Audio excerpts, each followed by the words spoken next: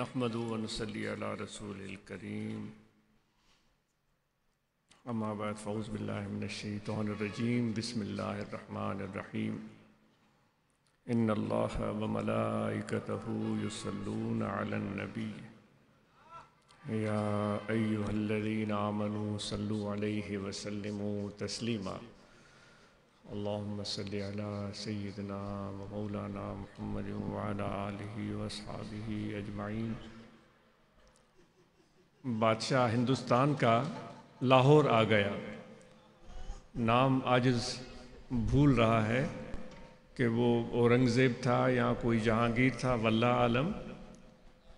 तो उनके एक बड़े वज़ीर थे, बड़े मशहूर।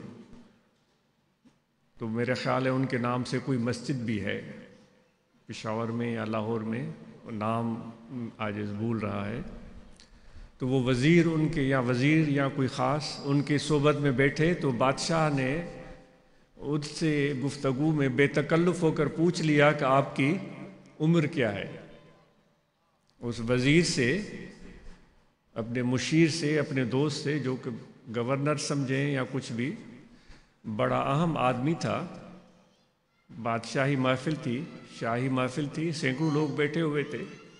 तो बेतकल्लुफ़ाना बात हो रही थी। तो बादशाह वक्त ने, औरंगज़ेब था या जहांगीर या कोई भी, या उससे आगे पीछे शाहजहाँ कोई भी था, मैं नाम भूल रहा हूँ, तो उसने पूछ लिया कि आपकी उम्र क्या है। तो उस गवर्नर या वज़ीर या मुशीर ने कहा कि हज़रत मेरी उम्र 2 साल है। तो बादशाह हैरान हो गया। मुस्तनद किताबों में ये वाक़या पढ़ा है, वो हैरान रह गया। उसने कहा कि ये कैसे आप कह सकते हैं, आपकी दाढ़ी सफ़ेद हो गई है, बाल आपके सफ़ेद हो गए हैं, और आप अपनी उम्र जो है वो 2 साल बता रहे हैं। तो उसने अर्ज़ किया कि हज़ूर मुझे 2 साल हुए हैं कि हज़रत इमाम रब्बानी मुजद्दिद मुनव्वरसानी या उनके साहबजादे की मोहब्बत और निस्बत मिली है। तो मैं अपनी उम्र इन्हीं 2 सालों को समझता हूँ, बाकी जो गुज़री है वो तो ऐसे ही गई, वो उम्र नहीं थी। वो फ़ारसी में कहावत है कि औकात आबूद के बायार बसर रफ्त, बाकी हम बेहासली व बेखबरी बूद। ज़माना तो वो था जो दोस्त की मैयत में गुज़रा, प्यारों के साथ गुज़रा, उनकी सोबत में गुज़रा। बाकी जो गुज़रा वो बेखबरी थी, बेहासली थी। तो यहाँ बैठकर जो मोहब्बत के चंद लम्हात मुयस्सर आ जाएं, ये बड़ी कीमती हैं, और उनकी कदर की जाए, और उन पर शुक्र किया जाए, और उन पर मुदावमत की जाए। ऐसा न हो कि इसकी हम बेकदरी करें, नाशुक्री करें और इनको गैर अहम समझें, तो ये बड़ी महरूमी होगी। बिटाई साहब फरमाते हैं, कदर वारा कम थया खुटा खरीदार, हीरा मोती लाल वंडीन से वेठा थे वींझार। समझन कीन सैयद चए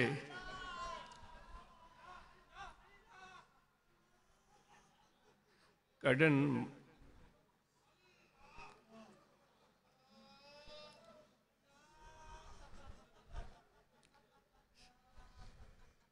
समझन कीन सैयद चवे कड़न मोतन मां बि मयार। जेके लोह कुटीन लोहार, तन के केड़ो कदर सोन जो। सो वो कदर करने वाले बिटाई साहब फरमा रहे हैं कि वो कम हो गए हैं, और फिर कदर वाले कम हैं तो इस कदर वाली खूबसूरत तोहफे की, खूबसूरत अता की तमन्ना भी उनके दिलों से मफकूद हो गई है। वो तलब ही नहीं रही उनके दिलों में। तो जब तलब ही नहीं रही तो वो चीज़ खरीदेंगे कैसे? क्योंकि वो कीमत जितनी बढ़ती है, जितनी कीमत बढ़ती है, तो उमूमन लोगों में शौक उतना बढ़ता है। किसी के पास 50 लाख की गाड़ी होगी तो उसकी आंख होगी 1 करोड़ की गाड़ी में, 1 करोड़ की गाड़ी होगी तो उसकी आंखें होंगी 2 करोड़ की गाड़ियों में। یہ ہمارا ایک معمول ہے زندگی کا، انسانی فطرت ہے، اس سے مفر نہیں ہے۔ اب جو اس کی تڑپ ہے وہ 2 کروڑ کی گاڑی کی یا 2 کروڑ کے گھر کی یا 10 کروڑ کے گھر کی، تو پھر آدمی جان کی بازی لگا دیتا ہے۔ اگرچہ وہ 2 کروڑ کی گاڑی ملنے کے بعد پھر بھی تسلی نہیں ہوتی، کیونکہ اب 4 کروڑ کی گاڑی نظر آ رہی ہوتی ہے۔ وہ 10 کروڑ کا گھر ملنے کے بعد پھر بھی تسلی نہیں ہوتی، اس کو 20 کروڑ کا گھر یاد آ رہا ہوتا ہے۔ یہ ایک زندگی کا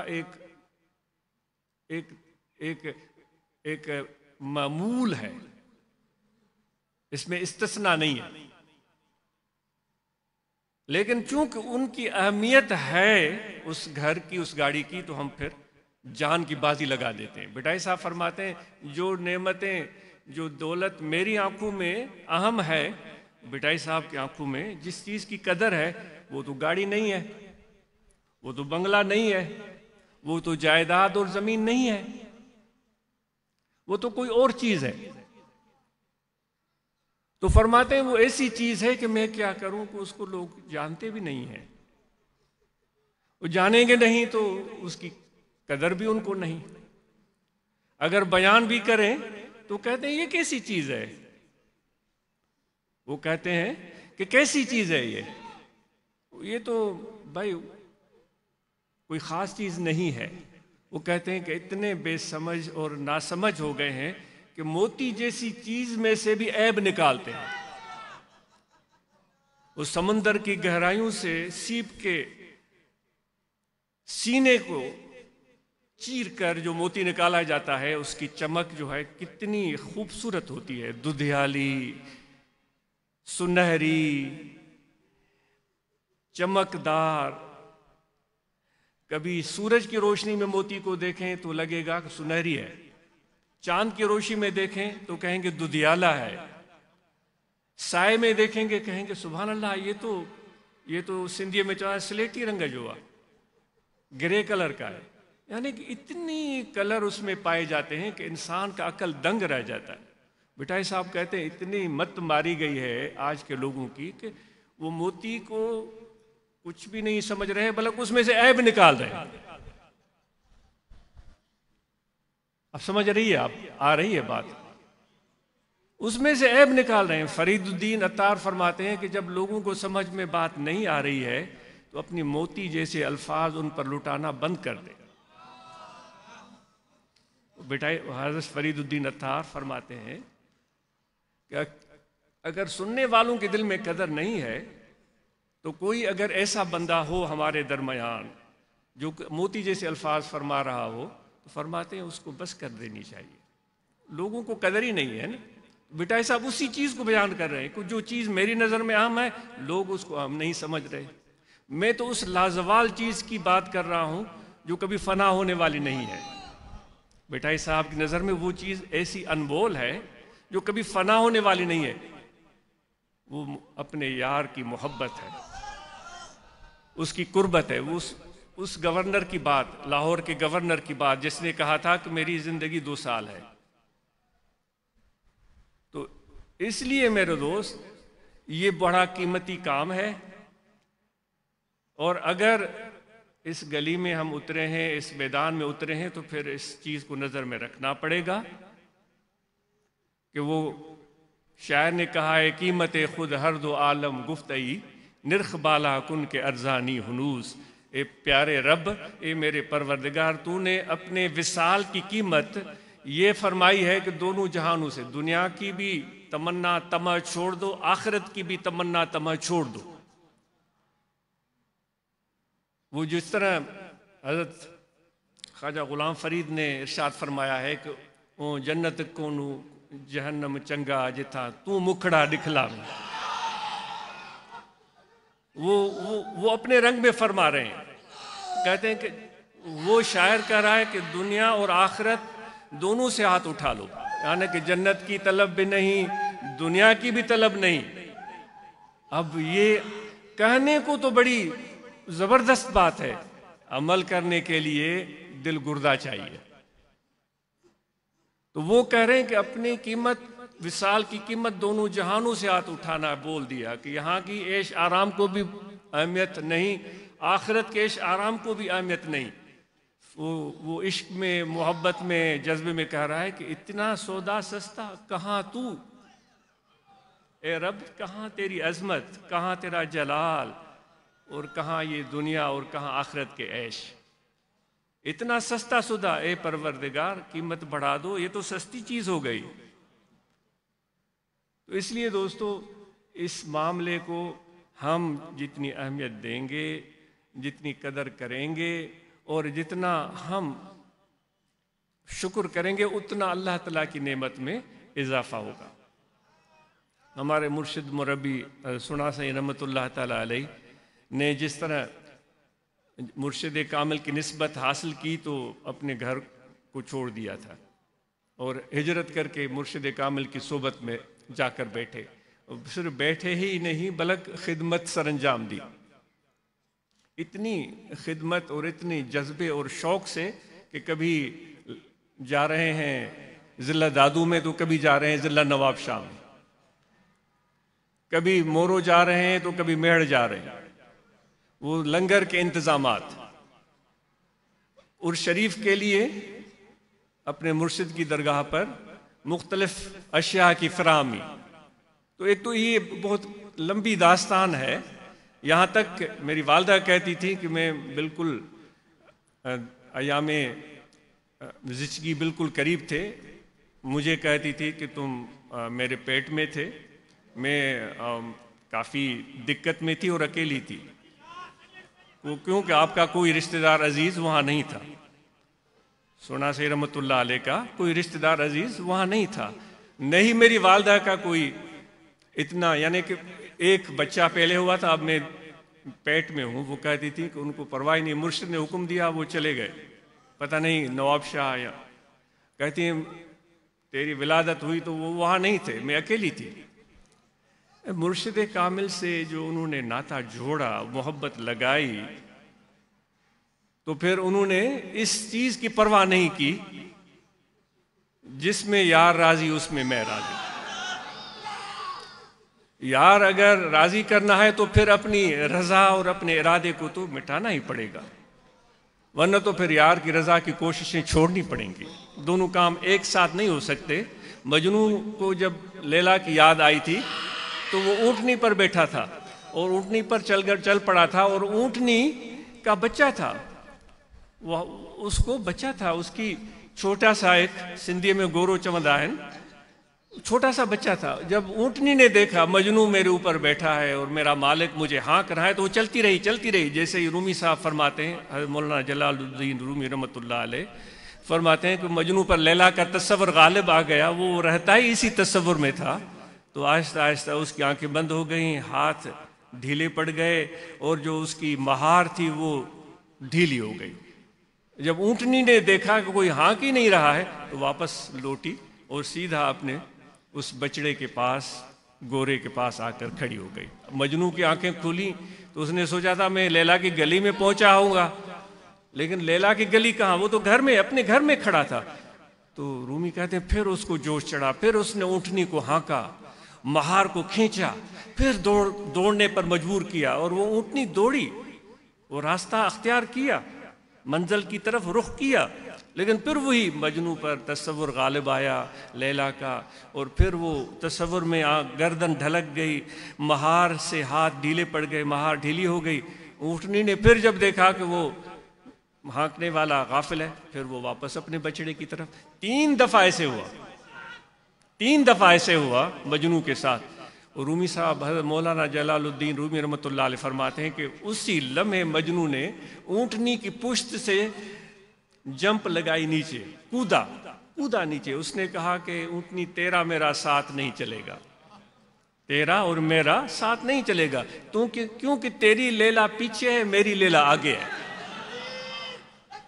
میں اپنی لیلا کی طرف آگے جانا چاہ رہا ہوں، تو اپنی لیلا کی طرف، اپنے بچے کی طرف پیچھے جانا چاہ رہی ہے۔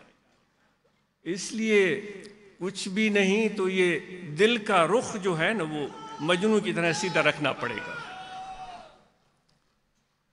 اس طرح نہ ہو کہ وہ جس طرح سعدی کہتا ہے کہ ترسم کہ کعبہ نرسی اے عربی کی راہ تو می روی بترکستان است. سعدی کہتا ہے کسی سے راستے میں ملا, کہاں جا رہے ہو؟ اس نے کہا حج پر جا رہا ہوں, خانہ کعبہ کی زیارت کرنے. تو سعدی نے اس کو کہا کہ بھائی مجھے خوف ہے کہ تم کعبہ پر نہیں پہنچ سکو گے, کیونکہ جو تو نے جس سمت رخ کیا ہے وہ کعبہ کی طرف راستہ نہیں جاتا, وہ ترکستان کو راستہ جاتا ہے. تو تیرا رخ سیدھا نہیں ہے, تو منزل پر نہیں پہنچ پاؤ گے, تم تو ترکستان پہنچو گے. اب ہم کہہ رہے ہیں کہ ہم حج کرنے جا رہے ہیں, رخ ہمارا ترکستان ہے. سندھی میں چوندان کعبے کاڈے منہ مریم جو کاڈے اللہ یار. تو دوستو اس چیز کو سمجھنے کی ضرورت ہے. تو یہ پہلا سبق ہے, محبت لگاؤ, فنائیت حاصل کرو, جان کی بازی لگاؤ. سبھی سانگا سٹے سٹے کہ مرد ایندہ میدان انہی میں. اسا مرشد فرمائندہ حضور سونا سے رحمت اللہ علیہ پاہیں تقریر میں جنہیں پرجوش تقریر فرمائندہ ہاں, تو پوئی الفاظ چودا سبھی سانگا سٹے سٹے کہ مرد ایندہ میدان انہی میں. جے بھائیں جوگی تھیاں تو مرد میدان جو تھی. یوں بھی شعر فرمائندہ جے بھائیں جوگی تھیاں تو مرد میدان جو تھی, نہ تو بھجی پاسے تھی بساں لاہوتی بھی لے جائیں. اگر ہمت ہے تو پھر میدان میں بھی کودو. ایسا نہیں کہ ایک قدم آگے رکھا 10 قدم پیچھے چلا گیا. فرماتے تھے پھر تو میدان ہی چھوڑ دو, تم تو لاہوتیوں کو شرمندہ کر دو گے, تم کیسے ہو. تو اس لیے قدم رکھنا ہے تو پھر پوری محبت یقین کے ساتھ رکھو. جو کچھ ہے رہنمائی, فیض, توجہ, نسبت مرشد کی کافی ہے. اور جتنا اپنے قلب کے توجہ اور تعلق کو مضبوط رکھے گا, آنا کانی نہیں کہ جو میٹھا میٹھا ہپ ہپ کڑوا تو تو, جو میٹھی چیزیں لگیں ہاں سے یہ تو تعویذ گنڈے تو کروں گا, دم بھی کروں گا. بھائی آؤ ماہانہ پروگرام میں, اسے میرے سر میں درد ہے. بھائی تعویذ گنڈو سے تو آپ کو کہا گیا ہے کہ باز رہو, آپ کو کہا گیا ہے کہ ماہانہ پروگرام میں آؤ. اب اس طرح کا معاملہ اگر ہم کرتے ہیں تو پھر آپ اندازہ لگائیں کہ ہم کہاں کھڑے ہیں. تو اس لیے دوستو آپ اور ہم پروگرام جو یہاں ہوتے ہیں اس میں شریک ہوں, اور اس میں ہماری شرکت ہمارے لیے فائدہ مند ہے. اور اس کے بعد نمبر آتا ہے ذکر قلبی کا. تو سب لوگوں کو معلوم ہے کہ یہاں انسان کا دل ہے, اس دل میں توجہ رکھیں. کھڑے بیٹھے لیٹے سوئے جاگے, وضو ہو یا نہ ہو, توجہ رہے کہ دل پکارا ہے اللہ اللہ اللہ اللہ اللہ اللہ. ہمارے حضور فرماتے تھے کہ ہمارے ان کے مرشد ارشاد فرماتے تھے کہ ہم پیر قریشی رحمت اللہ علیہ کی معیت میں اجمیر شریف گئے. وہاں کے عرس کے بعد پھر ہم وہ لمبا واقعہ بیان فرماتے تھے. پھر ہم لاہور داتا صاحب کی دربار پر آئے تو حضور پیر قریشی رحمت اللہ علیہ مسکین پور والے وہ داتا صاحب کی مزار کے قریب جا کر مراقبہ کر کے بیٹھ گئے. ہمارے مرشد کے مرشد پیر مٹھاسی رحمت اللہ علیہ پیچھے بیٹھ گئے. وہ سامنے مرشد کو بھی دیکھ رہے ہیں, داتا صاحب کی مزار کو بھی دیکھ رہے ہیں. وہ فرماتے ہیں اپنے دل میں کہ داتا صاحب آپ بڑے فیاض اور بڑے مقام اور شان والے ہیں, اللہ نے بڑی عنایتیں مقام آپ کو بخشے ہیں, مخلوق خدا کو آپ نے فائدہ پہنچایا, لیکن داتا صاحب میرا داتا میرا مرشد ہے, میرے لیے میرا مرشد کافی ہے.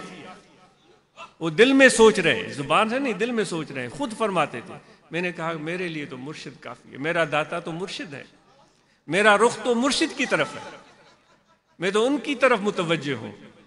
پھر اس طرح کی بات انہوں نے فرمائی تو فرماتے تھے کہ وہ پیر قریشی رحمت اللہ علیہ جلدی جلدی اٹھے اور نماز عصر بالکل سورج غروب ہو رہا تھا جلدی جلدی میں ادا کی. پھر آپ نے فرمایا کہ فقیرو ہم مراقبہ میں بیٹھے تھے تو ہمیں ارشاد ہوا کہ نماز کو دیر ہو رہی ہے, نماز ادا کرو. تو ہم اٹھ کر کھڑے ہوئے تو ہمیں یہ بھی القاء ہوا کہ داتا صاحب فرما رہے تھے آپ کا جو فقیر پیچھے بیٹھا ہوا ہے نا, وہ ایسی ایسی باتیں کر رہا ہے.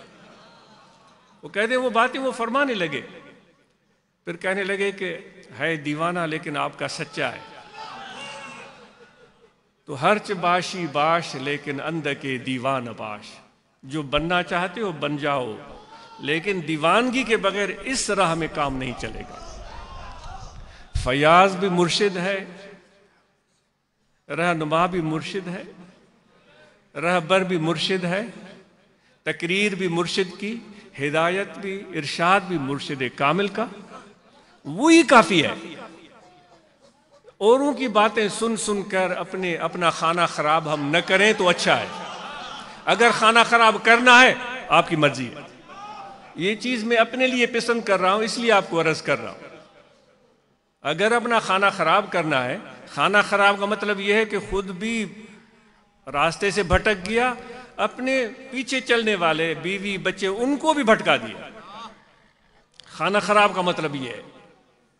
تو امید ہے کہ آپ اس چیز کو سمجھتے ہوں گے۔ تو یہ ذکر کل بھی بہت زیادہ توجہ سے اللہ اللہ اللہ اللہ اللہ اللہ، ہر سانس جو اندر آئے اللہ۔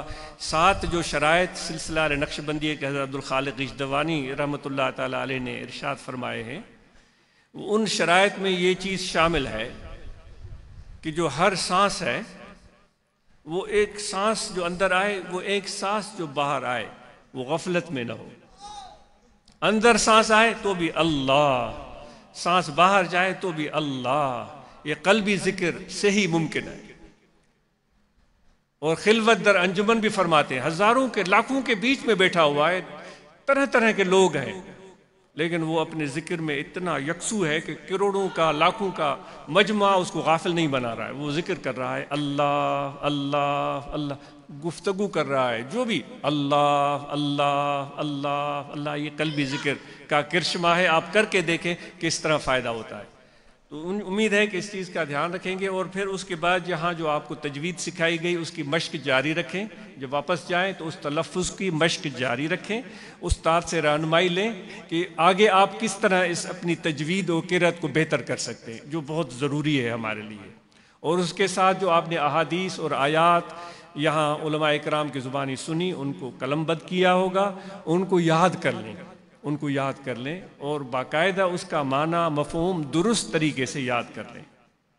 اور پھر جہاں بھی جائیں، یا حج پرن وٹ یا کر پرن سندی پچا، وہ بٹائی صاحب فرماتے ہیں یا تو دوست کے ساتھ ہی رہو، ان کی خدمت میں بیٹھے رہو، اگر دوست سے دور ہو گئے ہو تو دوست کا ذکر کرتے رہو، میرا یار ایسا، میرا محبوب ایسا، ایسا ان کا، ایسی ان کی سخا، ایسا ان کا فیض، ایسی ان کی نظر۔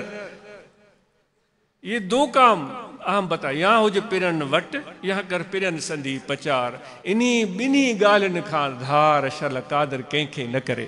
ان باتوں کے علاوہ کوئی تیسرا کام جو ہے اس عشق کے راستے میں نہیں چلتا۔ کہتے ہیں حضرت بہاؤالدین کے خلیفہ تھے غالباً، وہ آ رہے تھے مرشد کی خدمت میں، خود لکھتے ہیں غالباً، یا مجھے اشتباہ ہو رہا ہو تو مجھے معاف کیجئے گا کہ یادداشت پر ہی کام چلا رہا ہوں۔ تو آ رہے تھے، وہ کہتے ہیں کہ ہم راستے میں مجھے 7 طرح کے بزرگ ملے، بڑے شاندار اور بڑے ہی عظمت والے۔ انہوں نے کہا کہ آ جاؤ ہم تجھے بیعت کرتے ہیں، یہ بھی تجھے مقام دکھائیں گے۔ پھر آگے منزل پر کوئی اور ملا، اس نے کہا تمہیں ہم یہ مقام دکھائیں گے، یہ شان دیں گے۔ تیسری منزل پر کوئی تیسرا ملا، چوتھی منزل پر کوئی چوتھا ملا۔ کہ 7 جگہوں پر ہمیں دعوتیں ملی۔ میں نے 7 جگہوں پر ان کو یہ جواب دیا کہ آپ کی عظمت، آپ کا شان، سبحان اللہ، لیکن میرے لیے میرا مرشد کافی ہے، میں ان کی خدمت میں جا رہا ہوں، میرے دل کا کعبہ قبلہ میرا پیر ہے۔ تو دوستو، یہ نقش بندی سلسلے کی خصوصیات ہیں، اس کے بغیر کام نہیں چلتا۔ چل رہے ہیں نقش بندی سلسلے میں اور باتیں آپ اوروں کی سن رہے ہیں، ان لوگوں کی جو عملی زندگی میں، جن کو عملی زندگی کا پتہ نہیں، تجربہ بھی ہے یا نہیں۔ وہ کہتے تھے ہمارے دوست بھائی، مولوی صاحب کو صرف اس مائک کے سامنے دیکھنا چاہیے، جب یہاں سے اترتے ہیں نا پھر مولوی صاحب کی صورتحال ہی کچھ اور ہوتی ہے۔ کیونکہ عملی زندگی سے تو اس کا واسطہ ہوتا نہیں. کبھی پسینہ بہایا ہو, کبھی اینٹیں اٹھائی ہوں, تو کبھی تغاریاں ڈھوئی ہوں, کبھی حل چلایا ہو, کبھی کلاڑی چلائی ہو. ایسے مثال کم ہی ملتے. تو اس لیے دوستو آپ نے اور ہم نے اس چیز کو ذہن میں رکھنا ہے. حضرت صدیق اکبر ابو بکر رضی اللہ تعالیٰ نے حضور علیہ السلام کی بارگاہ میں آئے تھے. میں نے اپنے استاذ محترم سے یہ روایت سنی کہ انہوں نے آ کر عرض کیا, یا رسول اللہ صلی اللہ علیہ وسلم, میری عجیب کیفیت ہو گئی ہے. میں شمال میں دیکھتا ہوں تو آپ کا جلوہ نظر آتا ہے, آپ کا دیدار نظر آتا ہے. جنوب میں دیکھتا ہوں آپ کا دیدار نظر آتا ہے. مشرق میں دیکھتا ہوں آپ کا حضور علیہ السلام کا دیدار. مغرب میں دیکھوں حضور علیہ السلام کا دیدار. بازاروں میں جاؤں آپ کا دیدار. گھر میں جاؤں آپ کا دیدار. پھر وہ کہنے لگے, یا رسول اللہ میرا کبھی وضو ہوتا کبھی نہیں ہوتا ہے, کبھی حوائج ضروریہ سے میں بیٹھا ہوا ہوتا ہوں تو بھی آپ کا دیدار ہو رہا ہوتا ہے, تو بھی آپ کا دیدار ہو رہا ہوتا ہے. یا رسول اللہ مجھ سے بیعت بھی ہو رہی ہوگی, مجھے معافی دے, معاف فرمائیں. آپ صلی اللہ علیہ وآلہ وسلم نے اپنے پیارے دوست کو دیکھا, خاموش رہے اور ارشاد فرمایا, ابو بکر تجھے مبارک ہو, تجھے وہ نعمت ملی ہے جو لاکھوں میں کسی ایک کو ملتی ہے. تم اللہ تعالیٰ کا شکر بجا لاؤ. یہ ہے نقش بندی نسبت. جس طرف دیکھوں مجھے بس نظر آوے پیر پیر. ابو بکر کو رضی اللہ تعالیٰ عنہ کو جو حضور کا جلوہ نظر آ رہا تھا, ہمیں مرشد کا جلوہ نظر آتا ہے, اور اسی میں حضور علیہ السلام کا جلوہ نظر آتا ہے, اور یہی جلوہ ہمیں اللہ تعالیٰ کی بارگاہ تک پہنچاتا ہے. تو دوستو ذکر قلبی بھی آپ کو عرض کیا گیا, اور پھر تبلیغ کے حوالے سے آپ نے جس طرح تربیت حاصل کی ہے تو اب اس کو عملی طرح سے بھی ثابت کریں. نکلیں, دوستوں کو دعوت دیں اور وفود بنائیں. خلفائے کرام کے ساتھ مل کر نکلیں, اکیلے نکلیں, اپنے گاؤں میں شہروں میں وفود کی صورت میں جائیں, اور پھر اس طرح جائیں کہ جو تکلیف اس راہ میں ملے نا اس کو عین راحت سمجھیں. کیونکہ حضور نے فرمایا ہے کہ عیش اگر ہے تو آخرت کا عیش ہے. اس میں تکلیفیں اگر آتی ہیں فَإِنَّ مَعَ الْعُسْرِ يُسْرًا, تکلیف کے پیچھے ہی آسانیاں آتی ہیں. جو تکلیفیں اور اذیتیں, جو پریشانیاں آتی ہیں, تو ان تکلیفوں کو ایسے سمجھیں کہ یہ ہمارے لیے, ہمارے حسن کے لیے زیورات ہیں. خوبصورتی بڑھ رہی ہے, محبوب کی نظر میں ہمیں اور بھی قربت مل رہی ہے, تو اس سے گھبرائیں نہیں. تو تبلیغ کے لیے نکلیں وفود کی صورت میں, اکیلے نکلیں اور دوستوں کو دعوت دیں, اور اس طرح محبت, اور جتنا جنون اور محبت اور اثر ہوگا, اور جتنا ذکر اور مرشد کے ساتھ نسبت ہوگی, اتنا لوگوں پر اس کی برکات اور فیوزات انشاءاللہ ان کو حاصل ہوں گے. تو یہ چند باتیں تھیں. آپ سب کا بہت شکریہ. اللہ تعالیٰ آپ کو اجر عطا فرمائے. جماعت اصلاح المسلمین کے اراکین, روحانی طلبہ جماعت کے اراکین, جمعیت علماء طاہریہ کے اراکین, ان سب کا کے لیے تاکید ہے کہ اپنے تنظیم کے کام کو بہتر بنائیں, دستور العمل کے مطابق کام کریں, اور اپنی برانچز کو مستحکم بنائیں. جہاں جماعت اصلاح المسلمین کی برانچز ہیں اور وہاں روحانی طلبہ جماعت کی برانچز نہیں کھلی ہیں تو وہاں کھلنی چاہیے. اور جس رفتار سے دوست اپنے ضلع میں جماعت اصلاح المسلمین کی برانچز بڑھا رہے ہیں, جس طرح نوشہر و فیروز کے 2 زون ہو چکے ہیں اور اس میں خاصی تعداد ہے برانچز کی, تو امید ہے کہ روحانی طلبہ جماعت کے نوجوان بھی ان سب برانچز میں جا کر جہاں بھی نوجوان میسر ہوں وہاں اپنے برانچز کا قیام عمل میں لائیں گے. اپنی صحت کا خیال رکھیں. لیکچر دیے گئے ہیں, پہلے بھی عرض کرتے رہتے ہیں, اور اس دن بھی عرض کیا تھا, ہم اپنی صحت کا خیال رکھیں. تجارت کاروبار, کیونکہ دست بکار دل بیار, ہاتھ کار والے دل یار والے, فارغ نہیں بیٹھنا ہے کام میں. میں اپنے آپ کو بھی نصیحت کرتا ہوں, اپنی اولاد کو اور آپ کو بھی, کہ فارغ نہیں بیٹھنا ہے. فارغ جو شخص ہوتا ہے وہ شیطان کا دوست ہوتا ہے. پھر اس کو ڈپریشن بھی ہو جاتا ہے, پھر وہ مایوس بھی ہو جاتا ہے, پھر وہ ملول بھی ہو جاتا ہے. جو کام میں رہے گا اللہ تعالیٰ کے کرم سے, اللہ تعالیٰ فرماتا ہے وَإِذَا قُضِيَتِ الصَّلَاةُ فَانتَشِرُوا فِي الْأَرْضِ وَابْتَغُوا مِن فَضْلِ اللَّهِ. جب نماز ادا ہو چکی ہے تو پھر زمین میں پھیل جاؤ. نماز سب سے اہم ہے. نماز ادا کرنے کے بعد زمین میں پھیل جاؤ. وَابْتَغُوا مِن فَضْلِ اللَّهِ, میرا رزق جو تمہارے لیے میں نے اس زمین پر رکھا ہے, اپنی محنت, کوشش اور ذہانت سے اس رزق کو حاصل کرنے کی کوشش کرو. وہی بات جو نقشبندی سلسلے میں دست بکار دل بیار، پھر آخر میں کہتا ہے وَاذْكُرُوا اللَّهَ كَثِيرًا لَعَلَّكُمْ تُفْلِحُونَ، اس کاروبار زندگی میں میرے ذکر کو مت بھولنا، ذکر کرتے رہو تاکہ تم اپنے اس بزنس میں، اپنے کاروبار میں، اپنی رزق کے حصول کی کوشش میں تم کامیاب ہو جاؤ۔ سمجھ گئے آپ؟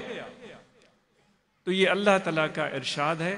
تو نماز ادا کرنے کے بعد پھیل جاؤ اور کام کرو، تو اللہ تعالیٰ آپ کے کاروبار میں، آپ کے رزق میں برکتیں عطا فرمائے۔ اپنی صحت کا خیال رکھیں اور روزانہ واک کی کوشش کریں، کھانا اتنا کھائیں جتنی ہمیں ضرورت ہے، اور اپنے پڑوسیوں کا خیال رکھیں، اپنے والدین کی خدمت جتنی ہو سکتی ہے وہ کریں، اپنے بچوں کو بہترین تعلیم، بیٹوں کے ساتھ بیٹیوں کو تعلیم دیں، آگے بڑھائیں۔ اتنی بڑی تعداد میں ہماری خواتین بالکل ان پڑھ ہیں، ان کو تعلیم نہیں آتی، ان کو دستخط کرنا نہیں آتا، وہ مجبور ہیں، کوئی ان سے دھوکہ کرے، فراڈ کر جائے تو ان بیچاریوں کو کوئی پتہ ہی نہیں ہے۔ اور پھر وہ سب سے مظلوم طبقہ، آپ مانیں یا نہ مانیں، ہمارے معاشرے میں یہی خواتین ہیں جو علم سے محروم ہیں۔ تو ہمیں اپنی بچیوں کو تعلیم دینی ہے، ہم میں سے کسی کی بھی بیٹے اور بیٹیاں ان پڑھ نہ ہو۔ قرآن مجید کی تعلیم کا اہتمام ہر برانچ میں ہونا چاہیے، پہلے بھی کہا جاتا ہے، یہ پھر تکرار ہو جائے گی۔ آپ سب کا بہت شکریہ، جزاکم اللہ خیر۔ میرے مرشد